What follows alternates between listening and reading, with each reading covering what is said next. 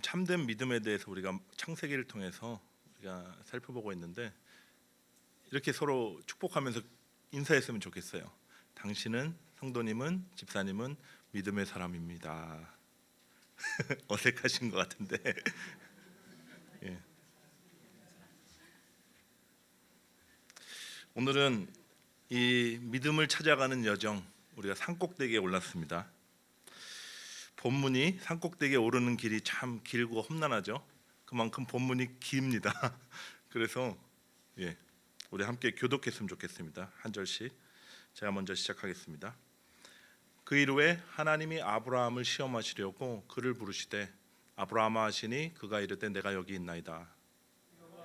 이르시되 내 아들 내 사랑하는 독자 이삭을 데리고 모리아 땅으로 가서 내게 일러준 한 산 거기서 그를 번제로 드리라. 아브라함이 아침에 일찍 일어나 나귀의 안장을 지우고 두 종과 그의 아들 이삭을 데리고 번제에 쓸 나무를 쪼개어 가지고 떠나 하나님이 자기에게 일러주신 곳으로 가더니 아브라함이 눈을 들어 그곳을 멀리 바라본지라. 이 아브라함이 종들에게 이르되 너희는 나귀와 함께 여기서 기다리라. 내가 아이와 함께 가서 저기 가서 예배하고 우리가 너희에게로 돌아오리라 하고 아브라함이 번제 나무를 가져다가 그의 아들 이삭에게 지우고 자기는 불과 칼을 손에 들고 두 사람이 동행하더니 이삭이 그 아버지 아브라함에게 말하여 이르되 내 아버지여 하니 그가 이르되 내 아들아 내가 여기 있노라. 이삭이 이르되 불과 나무는 있거니와 번제할 어린 양은 어디 있나이까.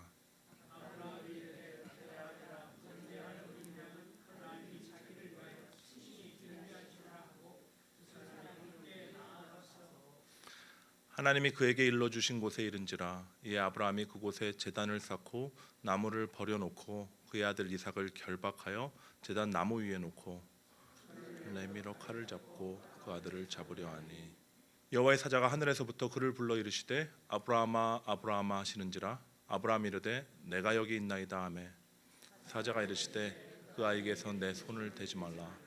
그에게 아무 일도 하지 말라. 내가 내 아들 내 독자까지도 내가 아끼지 아니하였으니 내가 이제야 내가 하나님을 경외하는 줄을 아노라. 아브라함이 눈을 들어 살펴본즉 한 숫양이 뒤에 있는데 뿔이 수풀에 걸려 있는지라. 아브라함이 가서 그 순양을 가져다가 아들을 대신하여 번제로 드렸더라. 아브라함이 그 땅 이름을 여호와 이레라 하였으므로 오늘날까지 사람들이 이르기를 여호와의 산에서 준비되리라 하더라. 아멘. 여호와의 사자가 하늘에서부터 두 번째 아브라함을 불러 이르시되 여호와께서 이르시기를 내가 나를 가리켜 맹세하노니 내가 이같이 행하여 내 아들 내 독자도 아끼지 아니하였은즉 내가 내게 큰 복을 주고 내 씨가 크게 번성하여 하늘의 별과 같고 바닷가의 모래와 같게 하리니 내 씨가 그 대적의 성문을 차지하리라. 같이 읽겠습니다. 또 내 씨로 말미암아 천하 만민이 복을 받으려니 이는 내가 나의 말을 준행하였습니다 하셨다 하니라. 아멘. 할렐루야. 오늘 설교는요 우리 믿음의 조상이죠 아브라함 세 번째 얘기입니다. 참된 믿음 시리즈의 클라이막스에 해당하는 그런 본문이죠. 오늘 본문은요 이렇게 시작해요. 그 일 후에 하나님이 아브라함을 시험하시려고 그를 부르시되 하나님께서 왜 아브라함 부르셨다고요? 시험하시려고. 여러분 시험 좋아하시나요? 모르긴 몰라도 뭐 시험 좋아하시는 분은 아주 국소수에 불과할 거예요. 공부를 너무 잘해서 빨리 시험을 봐서 내가 내 이 똑똑함을 드러내야지 하는 그 상위 1% 이 위에 있는 학생들이 좋아하겠죠. 여러분 시험하면 가장 먼저 뭐가 떠오를까요? 뭐가 떠오르세요? 저는 그 고등학교 시절에 그 중간고사랑 기말고사가 딱 떠오르고요. 제가 1994년도 학번이거든요. 그 수능 1세대였습니다. 학력고사에서 수능으로 넘어가는 수능 1세대였는데 그래서 그런지 수학능력 시험을 두 번 봤어요. 그런 해가 있었습니다. 여름에 한 번 보고 겨울에 한 번 보고. 그래서 시험하면 이 지긋지긋한 수능이 딱 떠오릅니다. 제가 수능하니까 생각나는 게 있는데 여러분 시험의 목적이 무엇일까요? 왜 하나님께서 또 우리에게 시험을 허락하실까요? 생각해 보십시오. 내가 잘 알고 있다고 착각해요. 예, 잘 알고 있다 이렇게 착각하는데 너희가 잘 모른다 하는 것을 알려주는 게 시험입니다. 나의 실력이 없다는 것을 드러내는 게 시험이에요. 제 베프가 한 명 있었습니다. 고등학교 시절에 공부를 한 반에서 중간 정도 했어요. 예, 그러면 대충 어느 정도 대학에 들어가는지 아시죠? 반에서 그냥 중간 정도 했는데 야, 너 어느 대학 들어갈래? 그러면 시험 보기 직전이고 이제 실력은 뻔한데 계속 그렇게 대답해요. 난 한양공대 들어가. 나는 한양공대 들어갈 거야. 그래가지고 야, 한번 시험 봐보면 점수 얼마나 나오나 보자 했더니 첫 수능 시험이 제 친구지만 죄송합니다. 100점이 나왔습니다. 100점. 100점. 200점 만점이었습니다. 200점 만점이었고 그 IQ 테스트 할 때도 그 놀림의 기준이 아시죠? 딱 100이에요. 100. 100 이하면 엄청 놀립니다. 그래가지고 제가 친구를 놀렸던 기억이 있어요. 뭐 IQ가 100도 아니고 수능 점수가 100이 뭐냐 이렇게 놀렸던 기억이 나는데 여러분 이 친구가 한양대를 갔을까요? 못 갔을까요? 마가교회는 두 번째가 답이라고 못 갔을까요? 이렇게 대답하실까봐 빨리 말씀드릴게요. 갔습니다. 갔습니다. 저희 안산에 한양대 안산 캠퍼스가 있거든요. 우리가 소위 지방대라고 부르는 안산 캠퍼스에 갔습니다. 그리고 바로 학교를 그만두고 재수의 길로 접어들더라고요. 여러분 이 시험이 딱 치러지기 전에는 이 친구는 자기가 되게 실력이 좋다고 생각해요. 이게 남자 아이들의 특징입니다. 여자 학생들은 주로 자기 실력보다 자기를 낮춰보는 경향이 있어요. 자신감 없어하고. 근데 남자애들은 열이면 열, 자기 좋은 대학 갈 거래. 막 자기는 시험을 되게 잘 볼 것 같다. 뭐 이렇게 얘기를 합니다. 그렇게 믿어요 실제로. 근데 시험을 딱 보면 그 실력이 딱 드러나죠. 여러분 시험을 치르는 또 시험을 주시는 두 번째 이유가 있습니다. 뭘까요? 시험이 없으면 공부를 안 하겠죠. 시험이 없으면 준비를 안 하니까 공부를 안 하고 실력이 안 쌓입니다. 그래서 실력을 조금이라도 쌓으라고 하나님께서 이게 시험을 주세요. 여러분 그리스도의 실력이 뭘까요? 그리스도인의 실력. 열심히 봉사하고 열심히 헌신하고 자기 몸이 부서져라 일하는 뭐 그런 실력일까요? 성경이 말하는 그리스도의 실력은 한번 들어보세요. 나의 없음을 알고 하나님의 충만을 아는 것이 실력이에요. 내 존재가 아벨이다, 하벨이다, 텅 빈 존재라는 것을 알고 하나님 꽉 차 계신 분이라는 것을 아는 것이 실력이고요. 나의 무능을 알고 하나님의 전능을 아는 것이 실력입니다. 나의 무지를 알고 하나님의 그 지혜를 우리가 깨닫는 게 그리스도인의 실력이에요. 여러분 안에 지금 이런 질문하시는 분들 있으실 거예요. 하나님 아무도 시험하지 않으신다고 했는데 왜 하나님 또 시험하시고 성경이 뭐가 앞뒤가 안 맞지 않냐? 이런 생각 나시는 분은 성경을 그래도 많이 보신 분입니다. 야고보서 1장에 보면요. 1장 13절에 하나님은 시험을 받지도 않으시고 아무도 시험하지 않으신다 이렇게 써 있죠. 근데 여러분 알아야 될 것이 있어요. 여기서 나오는 시험, 한국어로는 시험을 다 시험이라고 이렇게 번역을 해버리는데 원어가 두 가지 단어가 따로 쓰입니다.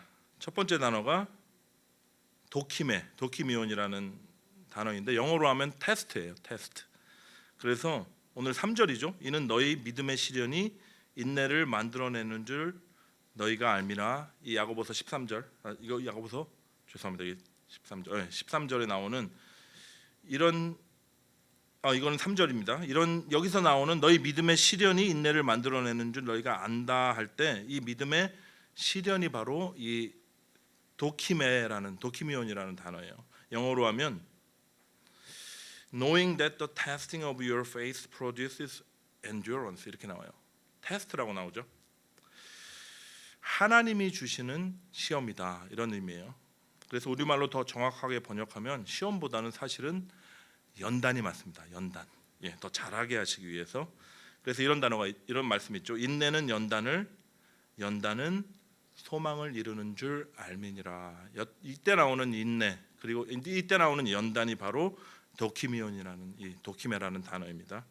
두 번째 시험이 있습니다. 페이라죠. 헬라어로 페이라죠. 영어로 하면 템테이션이에요. 템테이션, 유혹. 예수님께서 광야에서 성령에 이끌려서 시험 받으러 가셨죠. 그때 쓰는 단어가 이 페이라조입니다. 사단이 예수님을 유혹했다. 뭐 그때 쓰이는 단어예요. 여러분, 하나님은 우리를 유혹하시나요? 죄 짓도록 유혹하세요? 안 하세요. 절대로 안 하시고요. 그 대신 하나님은 우리를 시험하십니다. 연단하시기 위해서 우리에게 시험을 주세요. 여러분, 인생길을 한 60년, 70년 사신 여기 권사님들, 장로님들 어떠세요? 인생을 돌아보면 시험의 연속 아니었습니까? 제가 이런 질문을 드려도 되는지 모르겠지만 학생들만 시험의 연속이 아니라 사실은 진짜 시험은 우리 인생길 살아가면서 계속 우리에게 들어닥치는 그 수많은 그 어려운 환경들과 내 안에서 일어나는 어떤 갈등들과 문제들이 얼마나 많은지 모릅니다. 여러분, 우리 인생이 왜 이럴까요? 왜 하나님이 우리 인생을 정말 비엔나 소세지처럼 시험이 줄줄이 계속 따라오도록 이렇게 하시는 겁니까? 아까 말씀드렸던 바로 그 이유예요. 우리가 너무 안다고 생각하기 때문이에요. 그래서 우리가 모른다는 사실을 알려주셔야 돼요. 그리고 모를 뿐만 아니라 우리에게 아무런 대책이 없다는 것을 하나님 깨닫게 해주시기 위해서 자꾸 시험을 주십니다. 결국은 우리 자신을 연단함으로 말미암아 하나님만 의지하는, 아까 뭐라 그랬죠? 그리스도의 참 실력을 키울 수 있도록 우리에게 시험을 허락하세요. 여러분, 아브라함의 인생 같이 살펴봤죠? 시험의 연속이었고 또 실패의 연속이었습니다. 시작이 어떻게 되죠? 본토 친척 아비집을 떠나라. 이것도 하나님의 시험이셨어요. 잘 떠났나요? 꾸역꾸역 떠났죠. 그런데 그 두려움과 걱정에 아버지의 고향이 있는 하란으로 그냥 피신해 버립니다. 떠나긴 떠났는데 가나안으로 바로 들어갈 실력이 없었던 거예요. 완전 낙제는 아닌 것 같고요. 점수를 매기자면 한 60점 그 정도 되는 것 같아요. 60점짜리 아브라함을 하나님께서 가나안으로 이끌어 내셨습니다. 가나안 땅에 도달한 지 정말 적과끌이 흐르는 정말 좋은 땅에서 막 풍족하게 살았나요? 바로 들이닥친 게 뭐냐면 가뭄이었고 기근이었습니다. 이것도 하나님의 시험이었죠. 이런 시험인 것 같아요. 너는 환경과 상황에 상관없이 나를 신뢰할 수 있느냐? 아브라함 당연히 못했죠. 그리고 애굽으로 피난 갑니다. 근데 이번에는 60점이 아니라 완전 낙제점을 받았어요.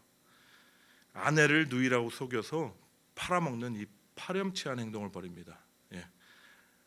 0점도 아니라 마이너스 100점 받았습니다. 그렇지만 하나님께서는요, 어떻게 하시죠? 이런 아브라함을 책망하지 않으시고요, 바로의 손에서 구원하심으로 하나님의 전능하심을 나타내 보이셨어요. 그리고 아브라함의 믿음이 한 뼘 자라났습니다. 창세기 12장에 하나님 약속하시죠. 내가 너로 큰 민족이 이루겠다. 13장에 또 약속하십니다. 내가 내 자손이 이 땅에 티끌 같게 하겠다. 계속 반복해서 하늘을 우러러 무뼈를 세울 수 있나 보라. 네 자손이 이 별과 같으리라. 아브라함을 통해 수많은 민족을 이루겠다는 약속을 계속 주셨죠. 근데 이 자손에 대한 약속에 대해서 아브라함이 믿었고 하나님께서 의로 여기셨다. 이게 창세기 15장에 나오는 말씀인데 이게 16장으로 가서 바로 엎어져요. 약속은 하나님이 하셨는데 인간이 스스로 성취하고자 첩을 들여가지고 이스마엘을 낳거든요. 그게 바로 창세기 16장입니다. 10년이 지나죠. 그게 90세였거든요. 아브라함이. 이제 10년이 지나서 자신의 육신 가운데는 아무런 가능성이 남아있지 않은, 특별히 아내의 몸 가운데는 더 이상 아이를 잉태할 수 없는 그 상황이 처해 있을 때 바로 하나님께서 이제 일하시기 시작하시고 당신의 약속을 성취시키십니다. 잘 보세요. 아브라함의 믿음이나 사라의 믿음에 근거한 것도 아니고 믿음에 걸맞은 순종의 행동이 있었던 것도 아닌데 그들의 어떠함과 상관없이 하나님이 친히 당신의 약속을 성취하세요. 창세기 21장 1절에서 5절 보면요, 여호와께서 말씀하신 대로 그분의 말씀을 이루십니다. 사라 돌보셨고 아브라함에게 노년의 아들을 낳게 하셨고 그 태어난 아들, 그 아들의 이름을 웃음이라 이삭이다 이렇게 짓게 하셨고, 그리고 할례를 행하게 하셨고, 이게 바로 아브라함 100세 때 일어난 일입니다. 여러분, 창세기 21장에 이렇게 담담하게 묘사가 되고 있지만 100세의 아들을 얻은 아브라함의 심정이 어땠을까요? 상상이 가시나요? 대를 이을 누뚱이를 얻은 기쁨 뭐 말할 수 없겠죠. 근데 그 정도 수준이 아니었을 거예요. 25년 전에 나타나셔서 뜬금없이 자신을 부르셔서 떠나라 했던 그 하나님, 말도 안 되는 약속을 주신 그 하나님이 그 약속을 성취시키시는 것을 이제 두 눈으로 목격하게 된 거예요. 자신의 모든 가능성이 다 끝나버린 그 지점에서 오직 하나님만이 하실 수 있는 그 역사로 말미암아 하나님께서 그 영광을 나타내시는 것을 경험하게 된 것입니다. 아브라함 마음 어땠을까요? 기쁨이 넘쳤겠죠. 환희가 넘쳤을 겁니다. 솟구쳐 오르는 감사가 있었을 것이고, 그것도 모자라 무엇보다 이제는 상황과 환경과 관계없이 모든 약속을 이루시는 하나님에 대한 믿음이 불타오르게 됐을 거예요. 여러분, 예전과 비교할 수 없는 큰 믿음이 생긴 겁니다. 믿음의 차원이 달라지는 그런 순간이었어요. 이삭은 어떤 존재였나요? 하나님의 살아계심의 증거가 이삭이었습니다. 하나님의 신실하심의 확증이 이삭이었어요. 하나님이 그 엄청난 약속을 앞으로도 이루시겠구나 하는 그 증거가 이삭이었습니다. 그리고 아브라함과 사라의 그 오랜 고단한 그 지루한 기다림의 그 마침, 그게 이삭이었고요. 고구마를 100만 개 먹은 것처럼 그 답답한 가슴이 한꺼번에 확 뚫려버리게 하는 게 이삭이었습니다. 모든 기쁨의 근원이자 웃음의 이유였고 전부였어요. 아브라함의 삶이 어땠나요? 다 떠나보내는 삶이었잖아요. 본토 친척 아비집을 떠났고요. 하란에서 아버지를 떠나보냈고요. 그리고 이방 땅에서 정말 피부치 하나 있어서 서로 의지하면서 살던 조카 롯을 떠나보냈고요. 90세에 얻은 아들 이스마엘을 또 떠나서 내보냈고요. 그는 정말 처량하고 외로운 인생이었어요. 웃음 지을 일보다는 마음속에 깊이 드리워진 그 그림자 안에서 깊이 침전해가는 그런 인생이었습니다. 근데 그때 하나님이 이삭을 주신 겁니다. 이삭. 다 떠나보내도, 다 사라져버려도 이삭 하나만 있으면 되는 거예요. 여러분, 그렇지 않았을까요? 자신이 걸어올 이 이해 못할 그 삶의 오랜 여정이 이제 이삭을 얻기 위함이었구나 하는 마음 들었을 거예요. 아무것도 없어도 나는 이제 이삭만 있으면 되는구나 하는 그런 마음이 들었을 겁니다. 아브라함의 삶의 이유고 열매고 목적이고 전부요. 근데 그 이삭을 하나님이 바치라는 겁니다. 여러분, 자식을 바치라는 그런 소명을 가끔 음성을 듣는 분이 계시잖아요. 그러면 이렇게 바치죠. 보통 이런 거였어요. 마치 한나가 사무엘을 바치는 것처럼 하나님을 위해서 하나님의 일에 이 아들을 써주십시오 이렇게 바치는. 근데 아브라함한테 바치라는 것은 이런 차원이 아니었어요. 그 아들을 각을 떠서 벌려놓고 태워주기라는 거였습니다. 어떻게 하나님이 이런 말씀을 하실 수 있나? 여호와께서 이르시되 내 아들 사랑하는 독자 이삭을 데리고 모리아 땅으로 가라. 가서 내게 일러준 한 산 거기서 그를 번제로 드리라. 이 번제가 그런 방식의 제사입니다. 여러분, 이 말도 안 되는 명령 앞에, 이 마지막 시험 앞에 아브라함 어떻게 합니까? 순종합니다. 왜 내시에서 난 자로부터 하늘의 별과 같은 자손을 주겠다고, 그게 바로 이삭이라고 말씀하셔놓고 하나님 어떻게 이럴 수 있습니까? 아니, 왜 줬다가 뺏으십니까? 다른 건 다 빼놓더라도 어떻게 아비한테 자식을 주기라고 명령하십니까? 이렇게 따질만 하잖아요. 근데 아브라함 이런 방구 대꾸가 없어요. 당시 이삭의 나이가 한 15세 정도 추정됩니다. 제 노아가 지금 키가 173 정도 되는데 지금 12세입니다. 12세. 예, 그러니까 15세면 얼마나 큰지 아시죠? 수염도 이렇게 나오고 그런 아들인데 묵묵히 짐을 싸서 자신보다 훌쩍 커버린 이삭을 데리고 떠납니다. 말로 표현할 수 없는 그 찢어진 가슴 부여안고 하루도 아니고 이틀도 아니고 3일을 걸어가요. 이내 모리아 산에 다다르죠. 그리고 그 산에 올라가는 그의 마음이 어떻겠습니까? 얼마나 고통스러웠을까. 한 걸음 한 걸음 내디딜 때마다 그 발걸음 가운데 아마 마음이 쪼그라들고 다 불타 없어졌을 것 같아요. 이삭만 있으면 되는데, 이삭 하나면 되는데 왜 죽이라 하시나? 이 아들을 죽이면 하나님 어떻게 약속을 이루시려고 하시나? 별의별 생각이 다 들었을 것 같은데 성경은 아브라함이 어떤 생각을 했는지 증언을 하고 있지 않습니다. 어떻게 발버둥 치지 않았을까요? 어떻게 자식을 잡아라는데 아무 이유도 묻지 않았을까요? 바로 아브라함에게 하신 하나님의 역사의 열매예요. 이게 끊임없이 자신을 버리면서 하나님과 함께 걸어온 이 길을 걸었잖아요. 그 끝에 어느덧 순종이 되어지고 있는 그 자신을 보게 된 것입니다. 마치 이제 믿음이요, 그 순종이 DNA에 각인된 것처럼 어떤 영적인 본능과 그 영적인 감각 가운데 그렇게 묵묵히 산을 오르고 있는 겁니다. 여러분, 평생 하나님의 시험은 다 실패했고 잘 받아야 60점, 처음 받았던 그 점수가 최고였던 아브라함이 어떻게 이렇게 변화됐을까요? 하나님과 함께 동행해온, 걸어온 수많은 세월이 있었으니까요. 불신했죠, 넘어졌죠, 실수로 가득 찬 그 오랜 인생길 가운데 하나님께서 끊임없이 일하신 겁니다. 신실하신 하나님, 당신의 말씀하신 바를 다 이루시는 것을 그의 인생을 통해서 보여주셨어요.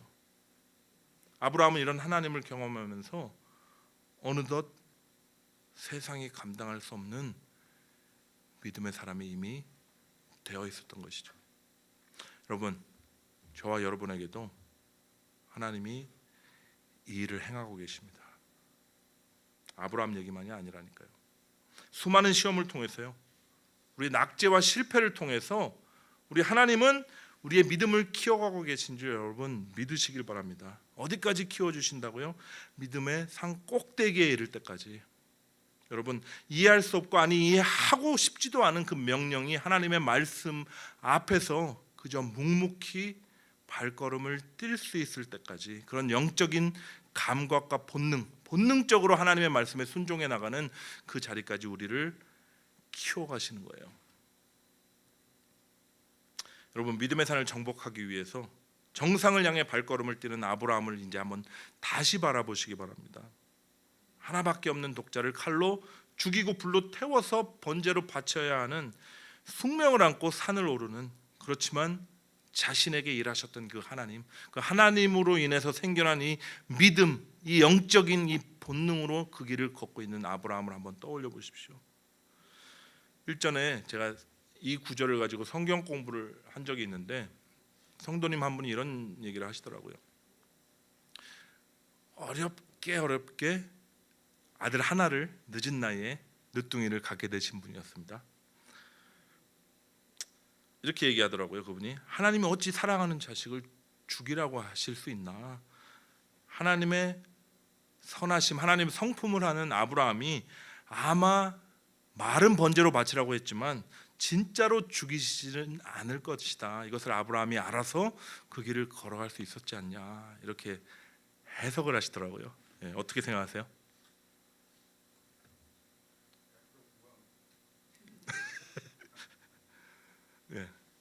근데 이 말이 사실이라면 하나님의 지엄하신 그 말씀 앞에서요, 에이, 그 말씀 설마 진짜는 아니겠지 하고 하는 척만 했다는 얘기밖에 안 돼요. 아브라함의 믿음을 논하는 성경은 이렇게 증언하고 있지 않습니다. 그렇다면 어떻게 증언하고 있나요? 히브리서 11장 보면요, 같이 합독하도록 하겠습니다. 시작. 아브라함은 시험을 받을 때 믿음으로 이삭을 드렸으니 그는 약속들을 받은 자로 돼 그 외아들을 드렸느니라. 그에게 이미 말씀하시기를 내 자손이라 칭할 자는 이삭으로 말미암으리라 하셨으니 그가 하나님이 능히 이삭을 죽은 자 가운데서 다시 살리실 줄로 생각한지라.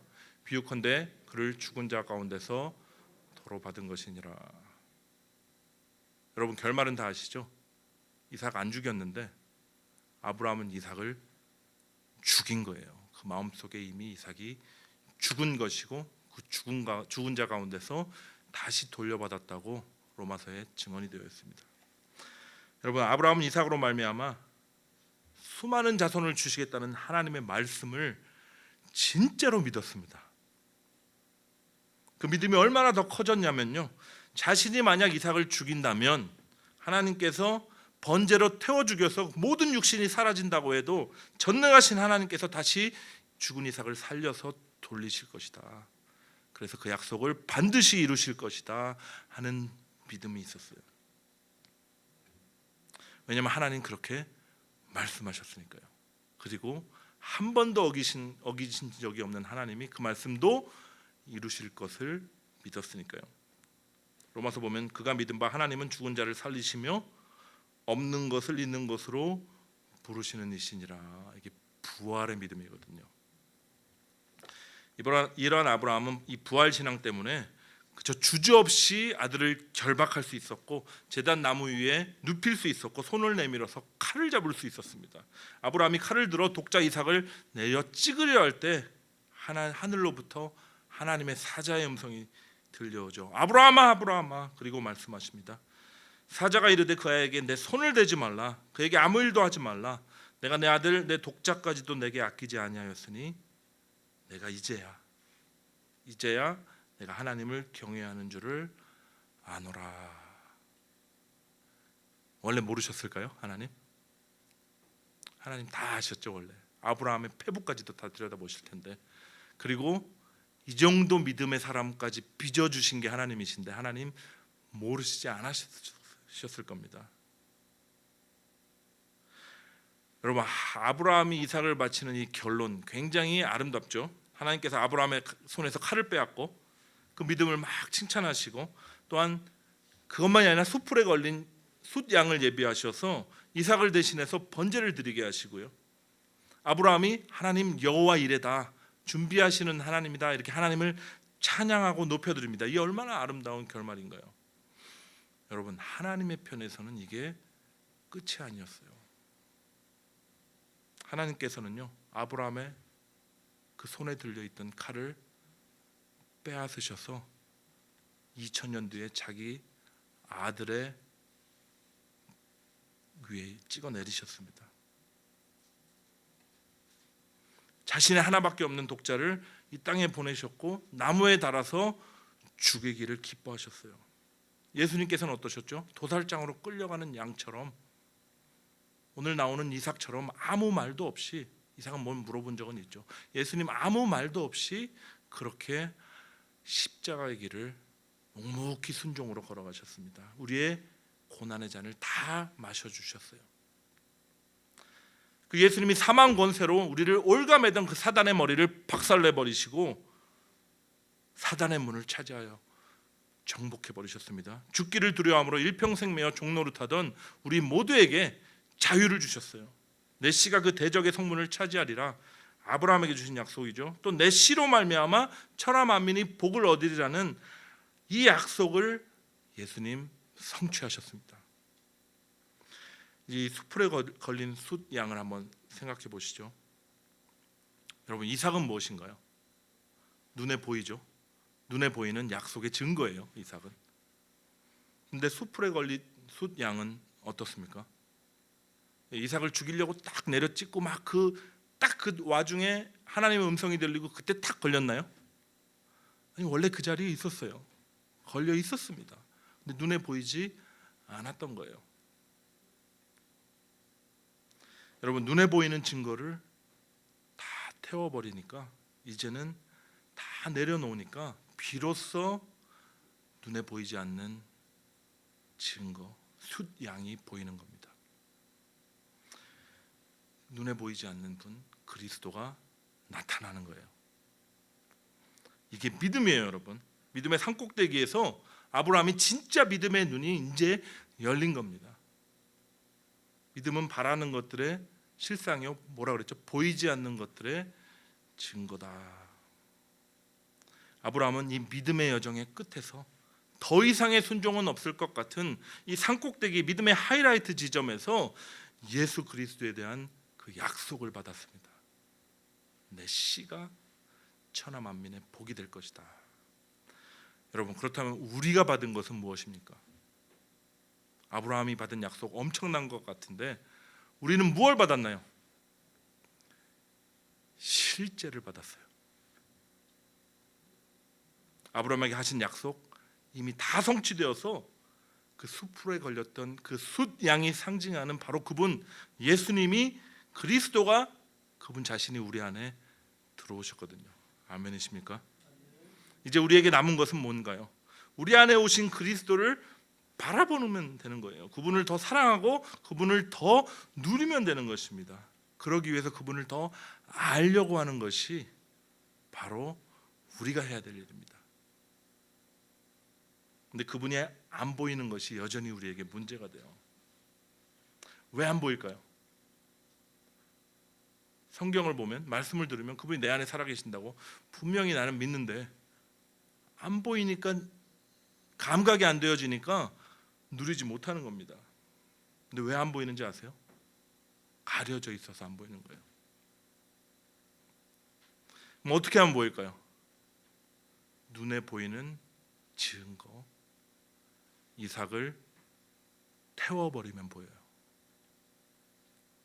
시간 여러분에게 묻고 싶습니다. 여러분, 각을 떠서 정말 불로 다 태워버려야 할 여러분의 이삭은 과연 무엇입니까? 모리아산은요, 아브라함에게는 그의 모든 것이 죽은 곳이에요. 그의 모든 것은 이삭이었거든요. 그것은 완전히 나를 버린 곳이었습니다. 본토 친척 아비집을 떠나라는, 내가 지시한 곳으로 가라는 하나님의 이끄심의 그 마지막 종착점이 모리아산이었어요. 여러분, 하나님이 주셨다고 굳게 믿는 것 많으시죠? 나의 가족, 자녀들도 있을 테고, 나의 꿈도 있을 테고, 나의 사명, 내 욕심 채우려고 하는 거 아니에요. 하나님이 주신 그 사명도 있을 겁니다. 실제로 하나님께서 약속의 성취로 주신 어떤 사역도 있을 거예요. 나의 모든 것, 가장 아끼는 피부치 생각도 나시죠? 근데 그 모든 것이 버려지는 그곳에서 우리는 가장 소중한 것을 받게 됩니다. 무엇입니까? 하나님 자신을 받게 돼요. 하나님 자신을 얻게 되는 것입니다. 저도 한 주간 한번 곰곰이 생각해 봤어요. 과연 나의 이삭은 무엇일까? 많은 생각이 나더라고요. 아내와 아이들, 가족도 생각나고, 이게 생각이 많이 났어요. 하나님과 함께한 그 수많은 세월들, 그 이야기들, 주님과 나만 아는 그 비밀들도 생각나고, 그리고 그것을 통해서 하나님께서 허락해 주셨던 그 선교 사역도 생각나고요. 그 사역을 통해서 만난 그 사람들, 정말 탄자니아의 그 고아와 가부들, 아까 사진 좀 보셨죠? 어머니와 같은 그 할머니들, 독거노인들 계시거든요. 그리고 에이즈 환자들도 생각나고, 새로 시작한 이 교회도 떠오릅니다. 그리고 이 교회를 통해서 하나님께서 맺게 해주실 그 열매들도 생각나요. 여러분, 이게 악한 겁니까? 하나님 주신 선한 것이잖아요. 맞죠? 근데 여러분, 이 선한 것들을 하나님께 도로 돌려드리라고 하나님 말씀하시는 거예요. 실제로 하나님께서 주시고 싶어 하시는 것은요, 하나님께서 주신 이 선한 것들이 아니라 그것을 주시는 하나님 자신이시기 때문입니다. 다른 것 다 없어져. 하나님의 약속의 성취로 주신 아들만 있으면 돼. 이 아들을 통해서 그분의 엄청난 약속이 이루어질 거야. 이렇게 생각하는 순간 이 아들은 우상이 되어버리고 마는 거예요. 하나님의 약속의 성취는 이삭을 통해서 이루시겠죠. 그렇지만 실제로 그 약속이 이루어지는 것은 그 이삭 때문이 아니라니까요. 그 이삭을 주신 하나님 때문입니다. 이삭이 중요한 게 아니라 이삭을 주신 하나님, 그분만이 남게 되시기를 하나님 원하시거든요. 여러분, 우리 구원받을 때 한결같이 고백하죠. 하나님 다 하셨습니다. 나는 아무것도 아닙니다. 모든 것이 하나님의 은혜입니다. 주님 한 분만이면 충분합니다. 맞습니다. 여기까지 다들 잘해요. 근데 구원 이후에 하나님 막 부어주시거든요. 하나님의 선물들도 주시고 약속들도 성취해 주시고 성령의 은사들과 능력들도 맛보게 해주시는데 이게 눈에 보이니까 너무 커 보이는 거예요. 하나님 주신 모든 것들에 집중하느라 하나님이 안 보이기 시작합니다. 마치 그 모든 것을 주신 하나님께서 친히 이루실 텐데 나에게 주어진 하나님 주신 이 이삭이 너무 커 보이는 거예요. 우상입니다. 나의 욕심도 아직 놓지 못하는 그것도 하나님보다 더 사랑하는 것, 그것만이 우상이 아니라요, 하나님 주신 것들이 너무 좋아서 너무 커 보여서 너무 귀해서 정작 그것을 주신 하나님을 가리우게 된다면 그것 또한 우상이에요. 어쩌면 더 무서운 우상입니다. 하나님께서 태울하십니다. 여러분, 그래서 우리는 매일 모리아산에 올라가야 돼요. 믿음의 산꼭대기에 다다라서 나의 모든 우상들, 나의 모든 가치들, 하나님 주신 선한 것들이 만약 하나님을 가리우고 있다면 다 불타고 다 불태워지고 오직 하나님만 남는 그 자리에 우리가 올라가야 합니다. 우리가 온전히 우리의 자아를 다 벗고 그리스도만 남을 때까지 우리는 매일 모리아산에 올라가서 우리가 구하던 것들 다 불타버리고 오직 하나님만 구하는 자로, 오직 하나님만 남는 자로 그렇게 변화시킬 하나님의 역사를 여러분 경험하시기를 예수 그리스도의 이름으로 축복합니다. 그리스도만 남는 우리 모두가 되기를 간절히 소망합니다.